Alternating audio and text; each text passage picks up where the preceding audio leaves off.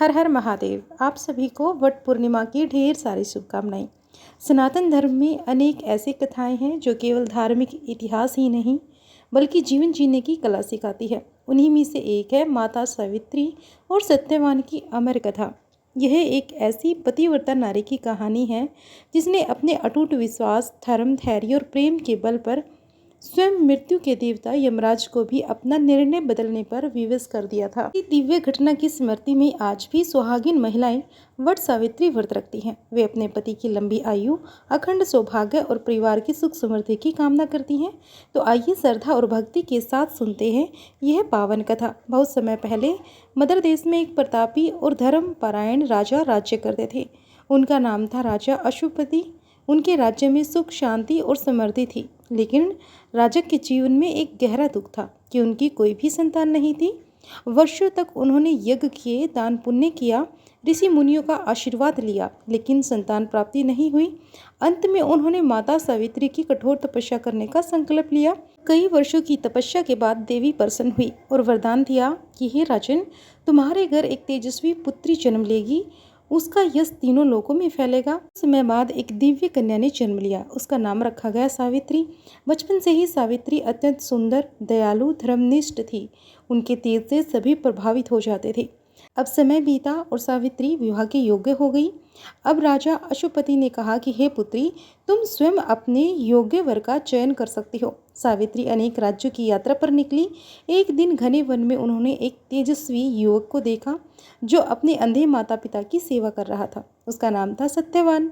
अब सत्यवान कभी समृद्ध राजा का पुत्र हुआ करता था, लेकिन राज्य छिन जाने और पिता की दृष्टि चले जाने के कारण पूरा परिवार वन में रहने लगा था।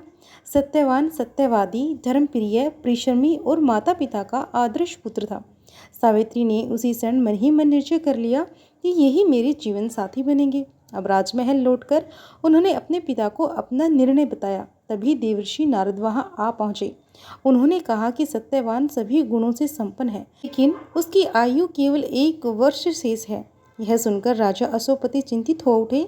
उन्होंने सावित्री से दूसरा वर चुनने को कहा, लेकिन सावित्री ने मन में दृढ़ निश्चय कर लिया था कि आर्य कन्या केवल एक ही बार एक पति का वर्ण करती है। मैंने सत्यवान को अपने मन, वचन और आत्मा से स्वीकार कर लिया है। अब मेरा निर्णय नहीं बदलेगा। नारद जी मुस्कुराए और बोले कि ऐसा अटल संकल्प दुर्लभ होता है। विवाह सत्यवान से ही होना चाहिए। कुछ समय बाद दोनों का विवाह हुआ। सावित्री ने राजमहल का वैभव छोड़ दिया और वन में साधारण जीवन अपनाया। वे अपने सास ससुर की सेवा करती, पति का साथ देती और हर परिस्थिति में प्रसन्न रहती। लेकिन उन्हें नारद जी की भविष्यवाणी भी याद थी। जैसे जैसे 1 वर्ष पूरा होने लगा, सावित्री ने 3 दिन कठोर व्रत रखा। उन्होंने अन्न जल का त्याग कर भगवान से केवल एक ही प्रार्थना की कि हे प्रभु, मेरे पति की रक्षा करना। फिर वह दिन भी आ गया। सत्यवान लकड़ियां काटने वन में गए और सावित्री भी उनके साथ थी। कुछ देर बाद सत्यवान ने कहा कि सावित्री, मेरे सिर में बहुत तेज पीड़ा हो रही है। सावित्री ने उन्हें अपनी गोद में लेटा लिया। कुछ ही क्षणों में सत्यवान ने अंतिम सांस ली। उसी समय दिव्य प्रकाश के साथ धर्मराज यम प्रकट हुए।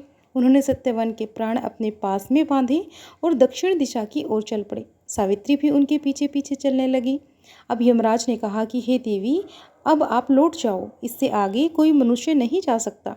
सावित्री बोली, जहाँ तक मेरे पति जाएंगे वहाँ तक उनका साथ देना ही मेरा धर्म है। यमराज उनकी धर्मयुक्त वाणी से प्रसन्न हुए और पहला वरदान दिया। सावित्री ने कहा कि मेरे ससुर की दृष्टि वापस आ जाए। तब यमराज बोले, तथास्तु। वे आगे बढ़े। फिर दूसरा वरदान मिला कि मेरे ससुर का खोया हुआ राज्य उन्हें वापस मिल जाए। फिर यमराज ने तथास्तु कहा। तीसरे वरदान में सावित्री ने अपने पिता राजा अशोपति के लिए 100 पुत्रों का वर मांगा। अब यमराज ने वह भी दे दिया, लेकिन सावित्री फिर भी उनके पीछे चलती रही। अंत में यमराज बोले कि हे देवी, तुम्हारी श्रद्धा, धैर्य और धर्म ने मुझे अत्यंत प्रसन्न किया है। एक अंतिम वरदान और मांग लो। सावित्री ने बड़ी बुद्धिमानी से कहा कि हे प्रभु, मुझे सत्यवान से 100 पुत्रों का सुख प्राप्त हो। अब यमराज ने तुरंत कहा कि तथास्तु। अब कुछ कदम आगे बढ़ने के बाद यमराज रुक जाते हैं। उन्हें स्मरण हुआ कि यदि सत्यवान जीवित ही नहीं होंगे तो सावित्री को पुत्र कैसे प्राप्त होंगे। अब धर्मराज अपने दिए हुए वरदान को असत्य नहीं होने दे सकते थे। फिर वे मुस्कुराए और बोले कि हे देवी, आज तुम्हारे पतिव्रत सत्य, धैर्य और अटल विश्वास की विजय हुई। मैं सत्यवान के प्राण तुम्हें वापस देता हूँ। इतना कहते ही सत्यवान जीवित हो उठे।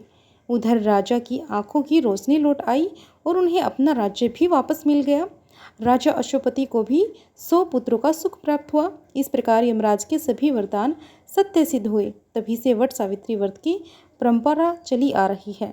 इस दिन महिलाएं वट वृक्ष की पूजा करती हैं, उसकी परिक्रमा करती हैं, पवित्र धागा बांधती हैं और अपने पति की दीर्घ आयु, अखंड सौभाग्य तथा परिवार की सुख समृद्धि की प्रार्थना करती हैं। भक्तों, कथा समाप्त हुई तो बोलिए हर हर महादेव।